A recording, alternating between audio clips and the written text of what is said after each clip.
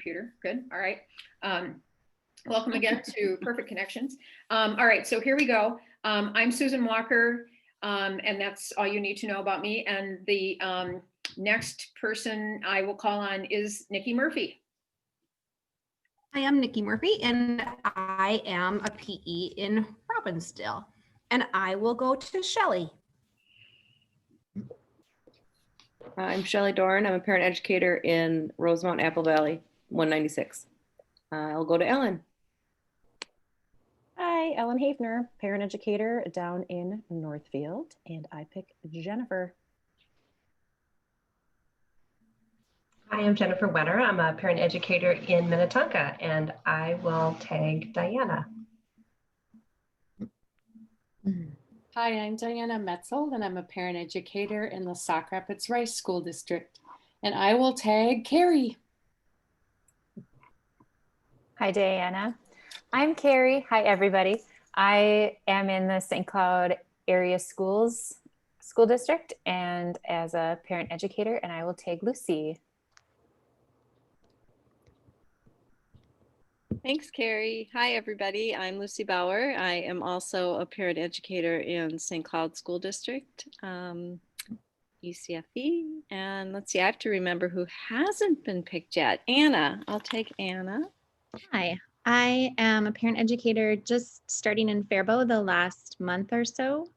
Prior to that, I've been in Moorhead and Marshall and Minneota and Spring Grove.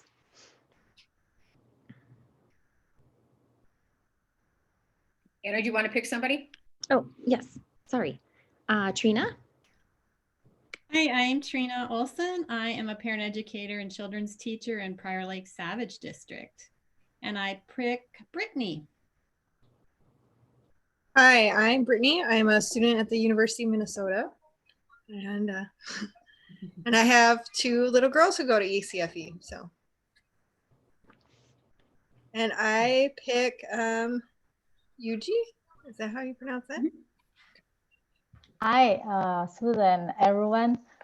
Sorry, I cannot open my video because my computer will freeze if I turn the video on with Zoom. It always that way. I don't know why. Okay, so my name is Yuji. I graduated and received a state license as a parent educator in Minnesota. And then I moved to Montana. Right now, I'm creating a family education program for Whitefish District in Montana. Thank you very much. Thank you, Yuji. Sarah, how about you? You got it. Well, let me get where I can see y'all. Okay, I'm Sarah Hardy. Until August, I had worked 4 years with Edina Public Schools, was laid off in August with 4 of my parent educator colleagues, and now have my own company called Generations Parenting Support, and I'm doing online group parent ed through that. Yay. And has anybody not gone? Kelly? Kelly. Oh, and Christy and Greta. Oh, my word. All right, Greta, you go. Hi, I'm Greta Nelson, and I work with Cambridge Planning School District as a parent educator. And Diana, thank you for sharing Dr. Rudolph with us, our superintendent. I believe he comes from your area. Let's see. How about Christy? Hi, Christy Hansen, a parent educator and assistant administrator in Rosemount, Apple Valley, Egan.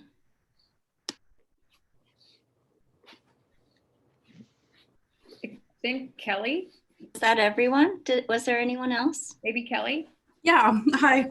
Sorry, my baby just got fish in his hair, so.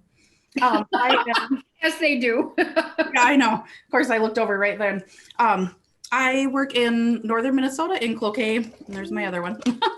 Cloquet and Barnum as a out-of-field permission parent educator. I am an elementary teacher by trade, so we're taking a whirl at this. Wonderful. Thanks, Kelly. Yeah, thank you, everybody. I think we've got all who are here today. Yeah, so Brittany's one of my students, and for those of you who were at the September 25th workshop, I presented the qualitative work that I'd done with some students over the summer, looking at the responses of parenting educators on the sudden shift, to online teaching and what that was like for everyone. And Brittany was one of the wonderful undergraduate student team that worked with me on that data analysis. So, and she is mom of two, and Brittany, which ECFE program do you go to? We're in the Buffalo School District. Okay. That's not too far from Carrie, you, and Lucy, right? Yeah. And usually I've met recently, and she has connections with other people I know and people in St. Paul. And every once in a while we have students in our program who are coming to us from out of state, and they're very interested in doing parenting education or family education. And but they're going to other places, or they're staying where they're at and trying to start parenting education and ECFE like programs kind of on their own. And so Yuji is very adventurous and taking on the challenge of trying to do this in Montana. And so I figured, what better group than this one to get support and encouragement for doing that. And I was actually meeting too with one of my other master students in Michigan, who works at one of the prisons there, and she's very interested in starting.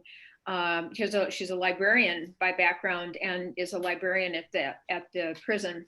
And so she's very interested in starting parenting education in this prison in Michigan, and is just overwhelmed. I mean, when she talks about the situation with COVID and things like that, but she's just realizing that for her as an individual to try to do this, there's so many barriers and so many challenges, and it just breaks my heart to hear her so defeated.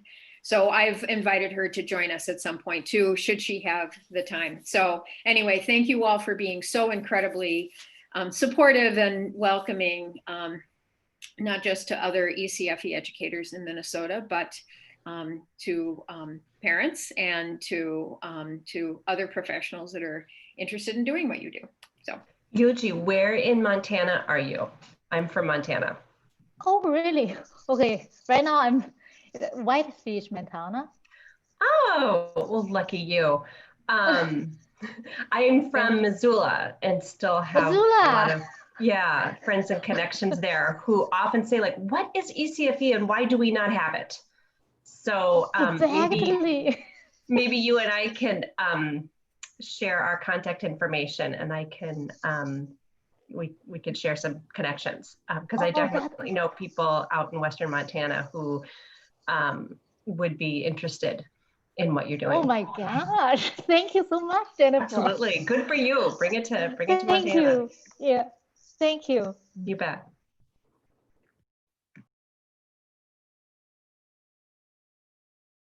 Yuji, in the chat, I posted the name of another, Rachel Wigglesworth. I think she was in class with me.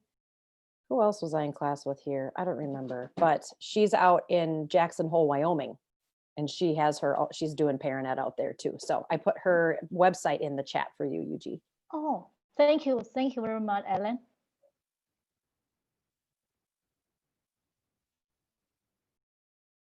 Thank you for the note too about ECFE at the St. Cloud prison.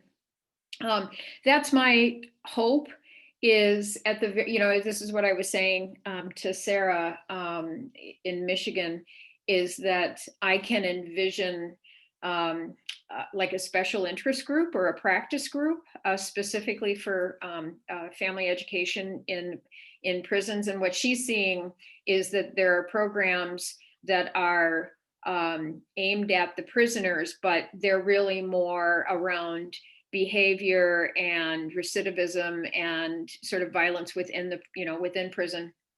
And then more for prisoners who are for parents, more around direct, just sort of emotional support and that kind of thing. But then a whole lot of interest in children, in the sense of children's resiliency and that kind of thing.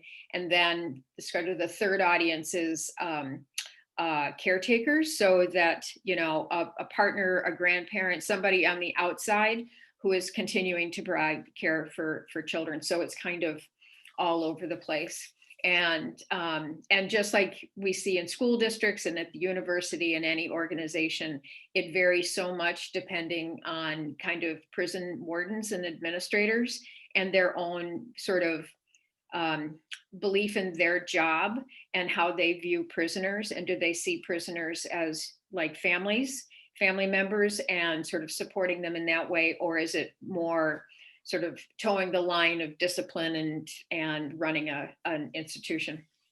So I would just hope that she can connect with some of these other parenting educators, because my own experience with it is anybody who has worked with a prison population, and I would love to hear if anybody here has, it's such an incredibly rewarding experience, whether it's directly with fathers who are incarcerated, whether it's at visitation programs, or whether it's with mothers and baby programs. So, oh, look at all of you in the chat here.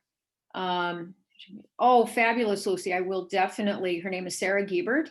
And yeah, I will connect. And Mary Jo, okay, been in the prison for some time. Thank you. Yeah, and some of the other educators on this call, Diana for sure is aware of, there are a couple collaborative groups supported by initiative foundations in the area called Insideout Coalitions. Oh.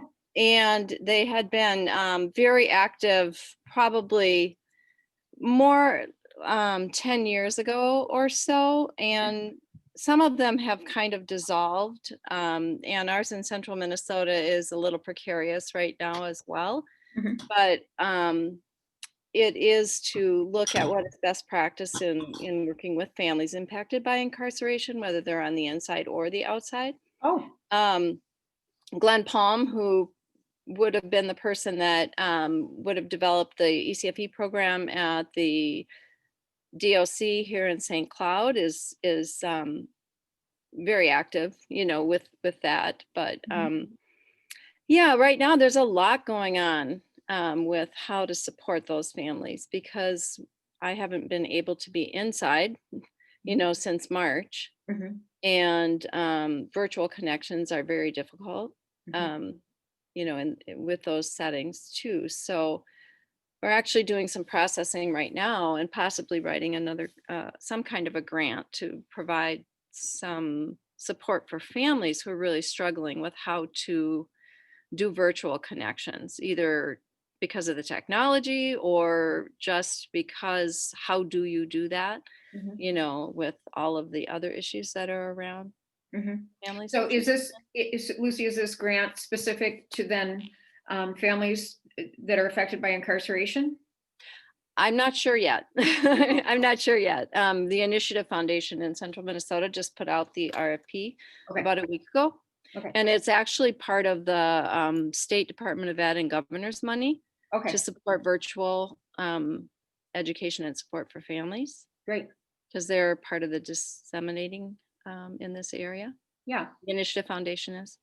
Great. So anyway, yeah, I was going to actually ask on the call today if there was anyone else who has been working with families in the prisons or jails. And I know that Mary Jo was mentioned in the chat in Red Wing. I know there's some folks in Cambridge at one time. Also Pine City.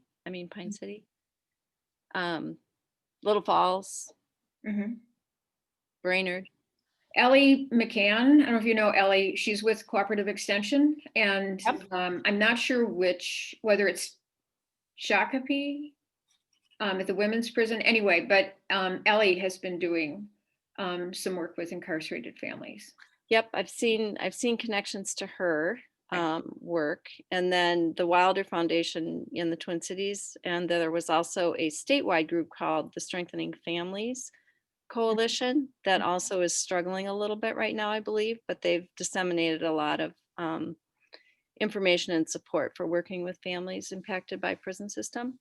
There's a lot of efforts across the state. There definitely are. There's women's programs too.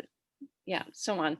So anyway, when we actually are in and doing our teaching, we've actually been using a lot of circle security information. Great. And that's kind of where we've been going the last few years. Is there a centralized group on all of this for Michigan? Because I mean, you've mentioned quite a few individual people or initiatives or foundations or whatever. Is there, do you know of like a centralized group of professionals that are like bonding together over supporting incarcerated families? So the Insideout Connection coalitions are, we're trying to be that. Okay.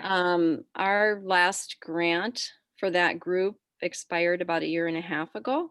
Okay. So we're a very loose, held together by email network group right now, and consists of family serving agencies in central Minnesota. Okay. So we are connected that way. There are several prison educator associations. There are some things, transition councils are also out there. Central Minnesota Transitions Council, and each area of Minnesota has their own transition council. Mm-hmm. I can help out trying to figure, get some more connections if, and get that a little bit more solid. Each state has things too. Wisconsin has a very strong prison educator system. Okay. So I'm on a lot of their email lists. Oh, great. So I get information from them. Great. About what's happening in their programs. Great. Yeah, I hate to take, more of your time, to write anything up. So maybe I'll contact you individually and find an efficient way to get this information for you to so I can share that with Sarah so she can connect. But just so Insideout Coalition, was that it? All right, great. I'll look it up. Terrific. Thank you. Yeah, anything like that. And Joyce Arditi is a colleague, is an academic in our world who has been studying resiliency and programs for incarcerated families for the last almost a decade, and has just added some academic substance, which I question sometimes how practical it is. And I mean, nothing against Joyce's work at all, but sometimes academic stuff stays at this level and doesn't translate exactly to the practical level. But anyway, so thank you. I appreciate all of that. There's so much out there. That's amazing. See, you just need to ask and there it is. So do you find, and this is, I guess, maybe a related question for us generally with, Schleffer, and I follow Rebecca on Twitter and her specific research with incarcerated children and that. Yep. Is for individual ECFE programs, would you say that because I'm always interested in ECFE's community connections and the collaborations that ECFE has. And part of this, my interest is from a marketing outreach policy advocacy standpoint, because the work of ECFE oftentimes is most centrally focused on the education for families, for children, the program setup, separating, non-separating, home visit programs, things sort of like that programmatic piece. And I think sometimes what isn't promoted as strongly is ECFE's wider connections to community resources for families. And this is where sort of the prison connection, I think, comes in. So I was just curious if the sort of outreach connection or collaboration with prison populations or whatever, is that more related, say, in central Minnesota, because you're more in proximity to where prisons are, or like in Shakopee and more western Twin Cities area, or out near Stillwater? Is it more geographic that way, or is it more systemic because prisoners are everywhere, families are everywhere, and that kind of thing?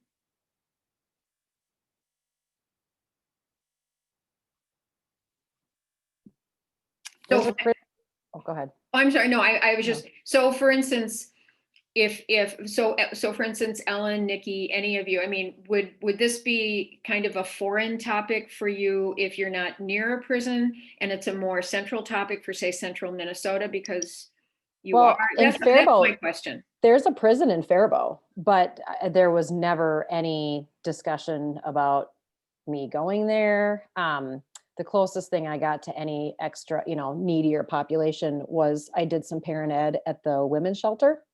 There's a Ruth's house there. It's a safe and sober living for women.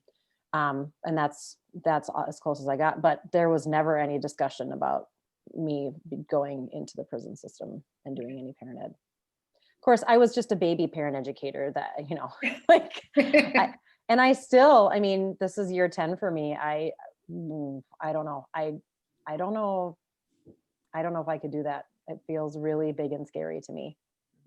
Maybe when I'm older, maybe when I'm a grown up.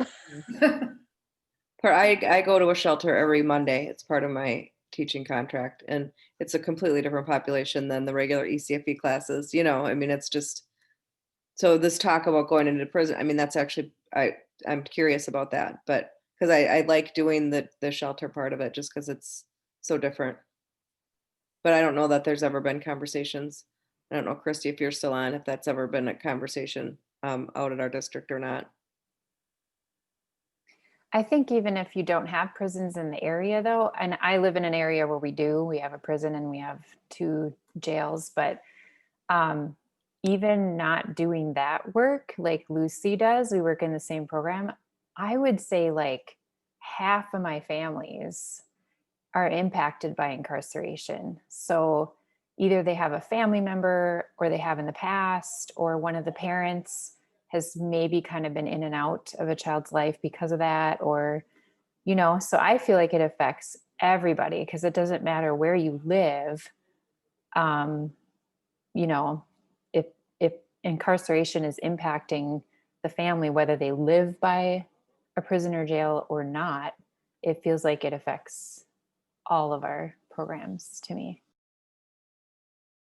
Well, and I was thinking about our community needs assessments that, each year ECFEs are required to do the community needs assessment, and there's a number of ways that we can go about that. Some communities look at data that is produced by the larger community, and I have a really hard time with that because I feel like, where does the rubber hit the road? Because a community needs assessment can also be surveyed, right? We can get information from the families directly and what are the services that are needed within a community without making assumptions from that data. And if we looking at our community needs assessments, we do have a foundation for bringing forward programming that we think fulfills the needs of the people in our community. So I think that is a statewide thing, right? That our community needs assessment is a requirement. And so I do think we all have the capacity to bring that forward as programming through ECFE. I'm wondering, and Carrie could maybe speak to this too, if historically in the St. Cloud area in the ECFE program, particularly in our school district, we were a Way to Grow site for many years. And some of you are probably know the Way to Grow funding that was it was like a supplement to ECFE that was specifically tasked the program to reach out to families who had barriers to participating in ECFE. So is everybody aware of Way to Grow funding? I mean, it no longer exists, but I mean, that was in place for quite a long time. And there were 5 Way to Grow grants across the state. Ourselves, Columbia Heights, I think, Minneapolis, St. Paul, and Duluth. And so because we had that specific task to do, for all of those years, I think that was the impetus for some of our programming to go out into the shelters and make other community connections. The jail connection specifically for our program came about because I think it was I can't remember the date, maybe 2009 or something. They were just starting to try to release data out into communities about the number of children impacted by incarceration, and it's extremely high. I think 1 in 10 is probably the number that you could use right now. And the Initiative Foundation was putting that data out and saying, what do you want to do about it? And they also chose to go through the ECFE programs. That they made that decision to distribute the data and then pull together community groups to formulate, how you might want to support families impacted by incarceration in your community. And so that is when our ECFE program then said, we will put a parent educator in the jail. So that's part of my job assignment. Just as Shelley said, she goes every Monday. It's Monday for me too, that I go into the jail. And we also have parent educators going into the shelter as well, but not through, but yeah. So I don't know how, getting out into the community and connecting, we like to go where the families are. That was kind of how we defined what we were doing with Way to Grow, getting out into the community and going and finding the families rather than waiting for them to come to us. Other programs have connections with their WIC clinic sites, for example. We used to do that. We don't do that anymore in St. Cloud, but I mean, that was another way that we were out in the community. We do collaborative home visiting programs. Carrie could talk more about that. So yeah, I don't know, background, I know each ECFE program is quite unique, in terms of how, and that's one of the great things about ECFE with the universal access and the community, development of what the program needs to be for that community. Yeah. Thanks, Lucy. Yeah, I think that's, how great things happen, is like, is there like a statewide body that recognizes the need to make things happen because there are gaps, and so they put resources available and then, projects happen. Is it the other side where there's an individual educator who is interested, and maybe has a personal connection, then goes to an administrator and says, can we do this, and or somewhere in between. Yeah, it's I appreciate your perspective about, and it's sort of the value to a past funding. And, we always want with initiatives like that is that there's some sustainability, right? That even if the funding source ends, that there have been programs that are put in place. And that's kind of the intention a lot of times of funding, is to kind of light a match of, wow, we can do this, we can make this happen, we can be effective in doing this. And this is something we want as our long-term strategy, even if this particular source of funding is gone. Yuji's had her hand up so nicely. Yuji, in this group, we just talked. So, but I want to recognize you because I see that you've had your hand up. Oh, thank you.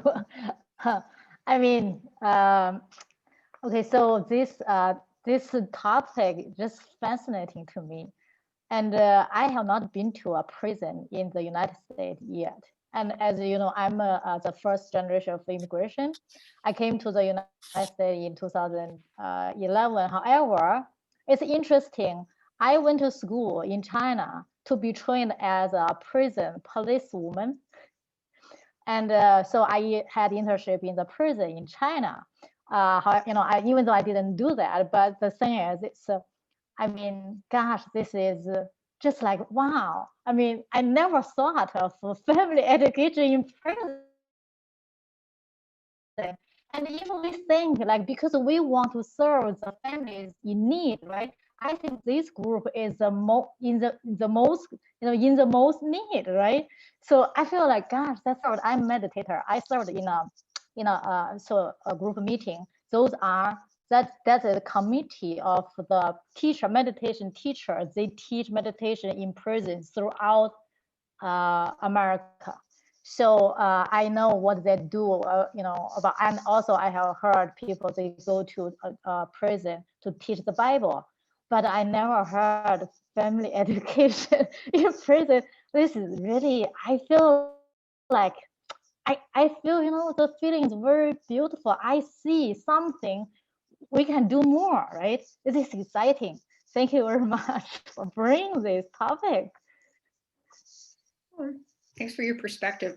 I think that there's probably more that goes on too than is labeled as support for families affected by, there's probably 20 years ago, the Brookdale Foundation and AARP put a lot of money into grandparents raising grandchildren and data around that, and then programming and funding. And when you figure what the current figure, the last I saw was something like 15% of children are being raised by grandparents, is that, and when they sort of tick off the reasons that grandparents are taking on the responsibility, that like the number one thing is incarceration. And so you figure there's probably a lot of outreach to families impacted by incarceration, but it's labeled as supporting grandparents raising grandchildren, Wow. Thank you so much.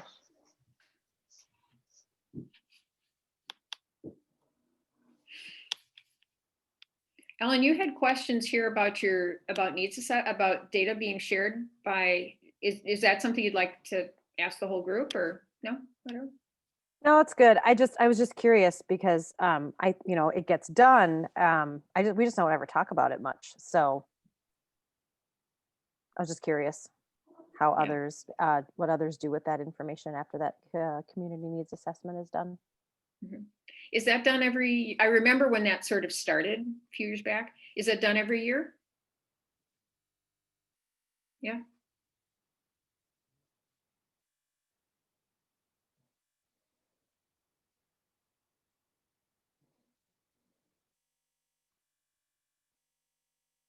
So I guess that's an exciting topic.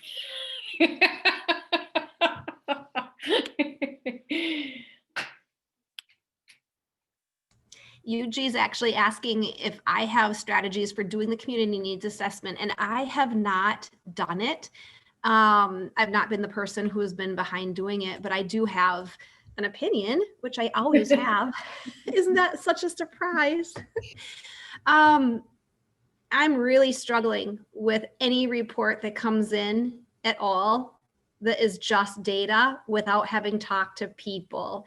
I know that the data is representative of the people, but I really question when a community says, okay, so 60% of our community is this and 75% is feeling that.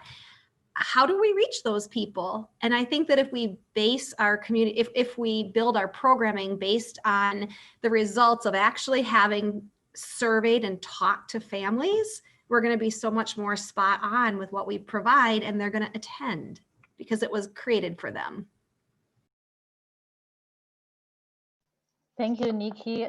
You know what? Right now, because I'm designing this program for the school districts, right? So we scheduled the pilot program start in middle of January to up to the spring break.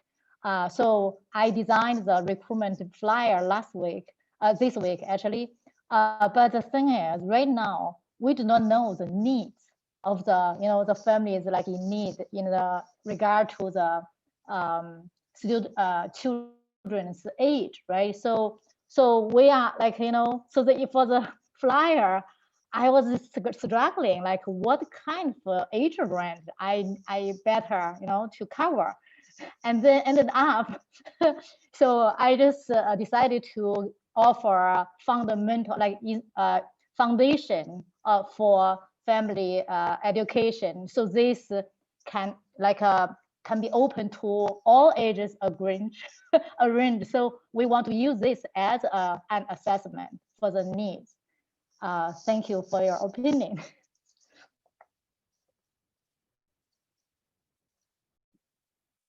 So is the data that is collected, I mean, it seems at some point I saw the form, but I'm removed.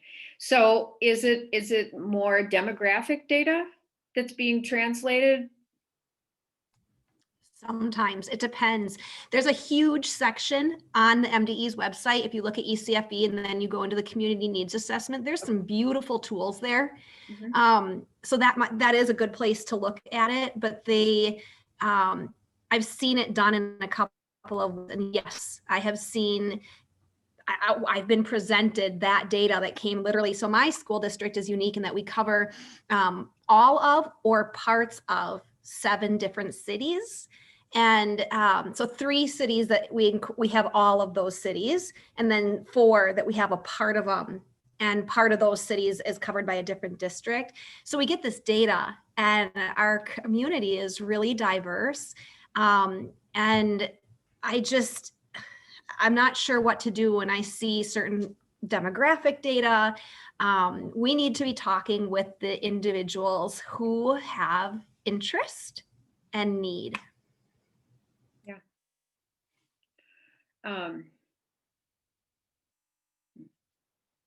What is that like for others? I mean, is this a topic you guys would like to talk about? I mean, I don't want to monopolize. It just seems it's interesting to me, but I also realize that it's 1:45 and and you've joined, and I want to make sure that if you've got stuff going on in your programs or connections with families or an emotional reinforcement that you're looking for from the group. I also don't want us to kind of keep talking around other issues and not get to that. So what direction would you like to go? Maybe something that relates to what you're requesting, Eugene. I think we have a huge amount of resources right here at the moment to say, what if you were to choose what kind of programming you'd offer families and just the community in general, what would that topic be? Like, what would you put on her brochure for her?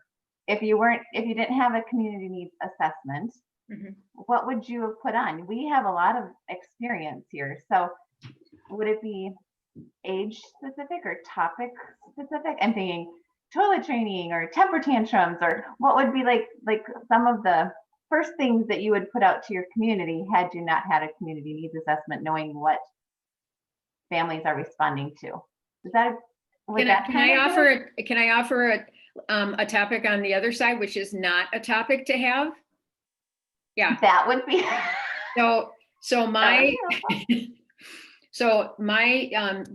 the topic not to include would be how to be a better parent.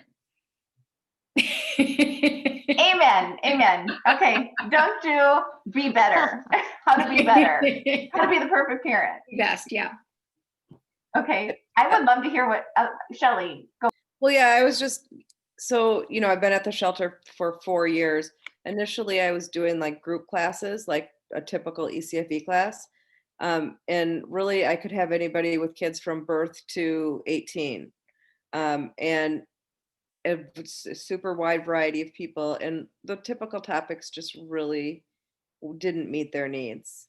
I mean, it just talking about nutrition or sleep or like, yeah, that applies to them, but not in the way that we teach it in typical ECFE. And so sometimes those classes, depending on the groups of people, could get a little bit wild. This last 2 years, I've been doing one-on-ones with parents there. And that's been a nice change. I feel like I can get more done with somebody one-on-one than in that group setting in that environment. But I think the group setting has its place as well. It's just the topics had to be totally, totally different. I don't know, I see Lucy shaking her head yes too. Like it's just a different environment and their needs are very different. I feel like when I've also worked in the women's shelter here as well, and not doing that at this time, but not either, but yeah, and in our or over the last maybe 5 years, but and our what we call our Way to Grow classes now in the St. Cloud School District do tend to run a little bit differently than our typical ECFE classes. But in terms of what we would call them or the topics or those kinds of things, I think it's more trying to be able to be open to the families that come, so you can pull from them what they need. So giving a class a title can be really hard. I mean, we've kept the title Way to Grow, which was the name of the grant that originally, started our outreach type classes. So we still call a group of our classes Way to Grow. So it just kind of gives that general sense of everybody has strengths and we're going to grow from there. At the jail, we actually chose not to title our class. We just call it parenting group or parent group. Sign up for parent group. That's what I do too. It's just called yeah yeah. Yeah, we don't title it. And and I would tend to I use now at the jail the Circle of Security curriculum, which some of you are familiar with, as a foundation, trying to teach the circle, and sometimes use clips and things, but you can't go through it in the same way that you would do it in another setting. But trying to get the circle language as the foundation for what we talk about. Planning from one week to the next week following what happened, is kind of how I would do it. So it's really hard to title that class. And as Shelley said too, when you're in a situation where you're opening up to whomever might come, then your age range is huge, birth to adulthood, in terms of the parenting. So, but trying to find out what is needed in the community, like Yuji is working on, I think the being open like that is really a nice place to start. And just saying something about, all parents have questions, or all parents wonder about things, or something about being with each other, as parents, being with other parents, to get support from each other, and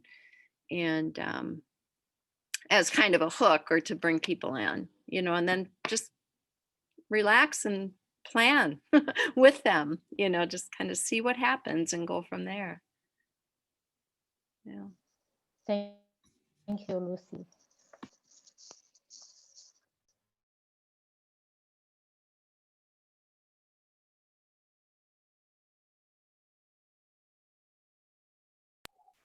I think I would add to that, all that stuff is so good. Sometimes it's the children that are the hook. Sometimes it's parents being together, but sometimes it's the kids, and then they discover they appreciate being together. And so that's just in addition to what you were saying, Lucy. Sometimes it's about some kids playing. That's why they'll come, because their kids need to get out of the house, or they want their kids to have some socialization with other people, or they're looking for friends, that kind of thing too.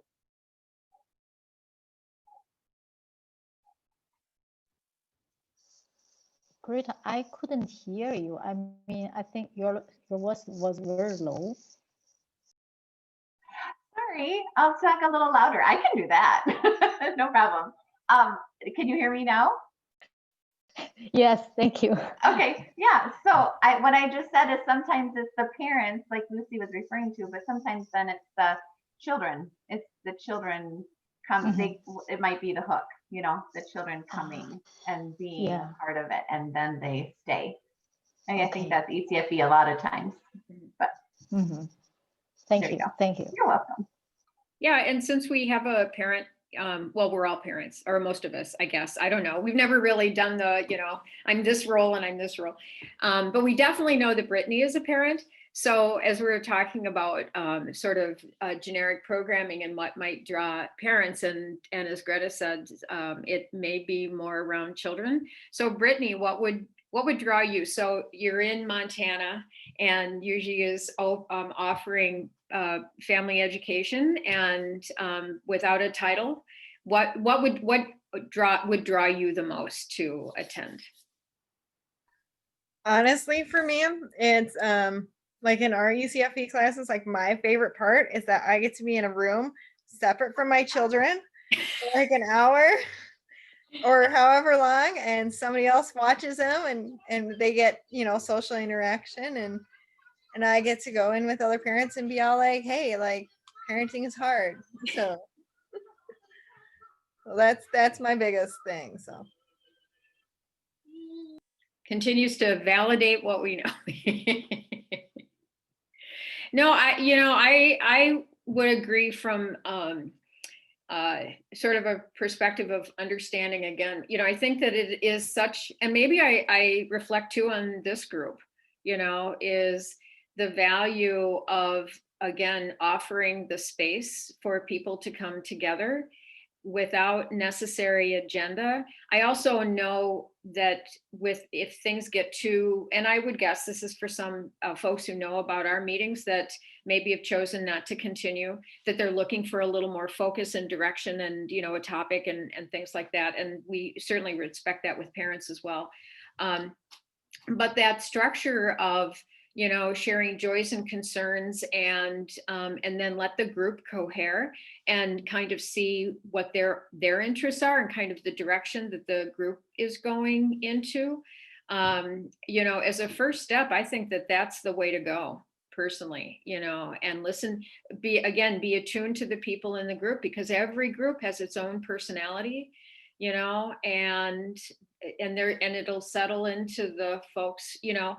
And and the other thing, usually I think that the benefit is that you'll feel successful because you kind of keep the bar low, in the sense of you don't have really specific outcomes for learning, but really more connectivity outcomes, you know, and offering, you know, that you've offered and consistency, same time, same place, you know, consistency, and let the group come together. That alone, I don't think that we give that credit enough for being a huge value for what we do as educators, because, you know, you can put a registration fee and get people to join, and they'll be there for 6 weeks for the 6-week program, and then they're gone, and it may or may not be beneficial to them, right?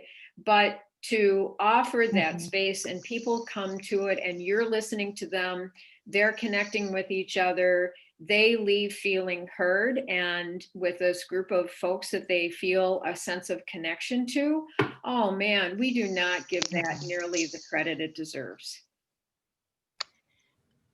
So that made me think about the way that we probably are all I think organizing our thoughts around this, but around felt, ascribed, and future needs. Because that's another way to think about needs within the group. When I spoke earlier, I was thinking about offering programs, right? But we're talking about a specific group.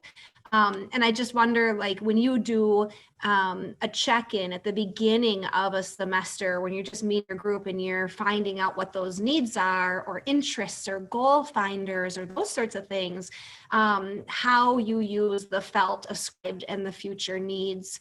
And if people have some unique ways of, like, a learning pathway, or how you are organizing those, because I think that might be another piece, now that Yuji's talking about this specific class, that might be a bit. Yeah, so Nikki, I'm thinking there's initially when Lucy was talking, I was thinking of the hooks of parents want to be with other parents, those sorts of things. The kind of the marketing, what's the message you get out, and then what is it that keeps people coming? I think those are different considerations. And I love what you said, Susan. You're such a proponent of what we're all doing, and I just love it. So for Yuji, the things I was thinking of, how does she put it on her brochure, and then how it happens with people, and that's Nikki perfect for that other part, that piece that we consider what we're doing. I heard Juji say that she was working with the school district too, and I thought that was really exciting that the school district in Whitefish, right? Yeah. Yeah, Yes. is behind you, and there's so much potential there. You know, just thinking, you know, I'm just imagining, you know, the families coming, and I'm thinking, you know, the different ages of children. So you've probably connected with maybe some of the other parts of the school that can help support, because if the children are going to be there as well as the parents, and there'll need to be some support for what will happen with the children. You know, you're going to do some parent-child time maybe, but you'll need people to kind of help you set that up and, you know, figure out what that's going to be. Food is lovely. You know, if you have an opportunity for that, you know, some pizza or whatever people like to eat. And but you know, it takes a team to put that together, and it's such a great team building experience, I think, in your school district then, to figure out how to make it work. You know, who can help support Very good the youngest point. children, and yeah, and the older ones and all that. Yeah, very good input. Lucy, you know what? Considering all this, right? If I start from everything, it would be challenging, you know, because we do not have many people in the team. Right now, we only have 3, right? 3 people. And the other ones, they have multiple responsibilities. So, and also with the COVID situation right now, and we decided to start with online sessions. So by this online, we do not have to think about a licensed early childhood teacher and facility, the place and the food, and you know. So because when we grow till the day we can present the in-person class, we will have lots of support, right? But right now, we want to start from 0. You know, we are starting from 0. Just like Ellen said, I'm a newborn parent educator. So yeah, thank you very much. Yes, I will remember your suggestion.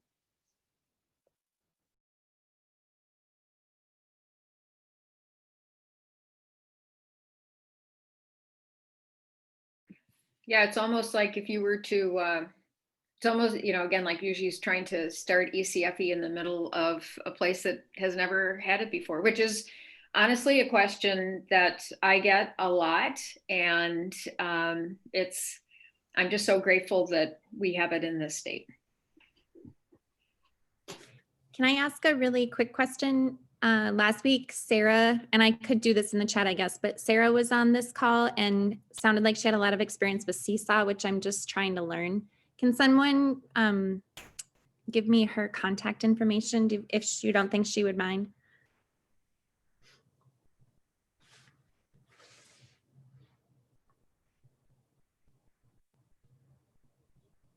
Thank you.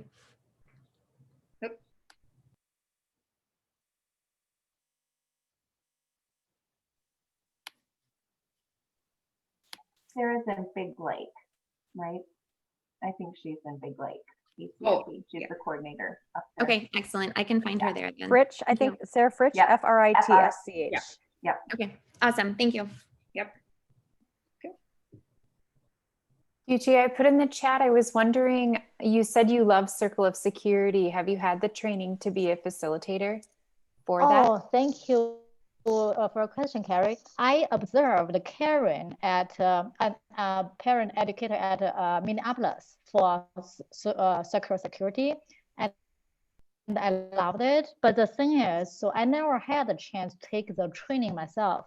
And I looked at the website last month, and they are offering online sessions, but the schedule, they have like four like blocks, like area in the areas. They offer different, in the according to the time difference. But I didn't find anyone matches my time, my schedule, because I'm currently in another like master program, right? So I didn't find the opportunity yet. Okay, I was just wondering because they have wonderful marketing tools on their site now, and they have a bunch of guidelines for allowing online classes. So I thought, I just wanted to make sure if you were a facilitator that you had checked that out.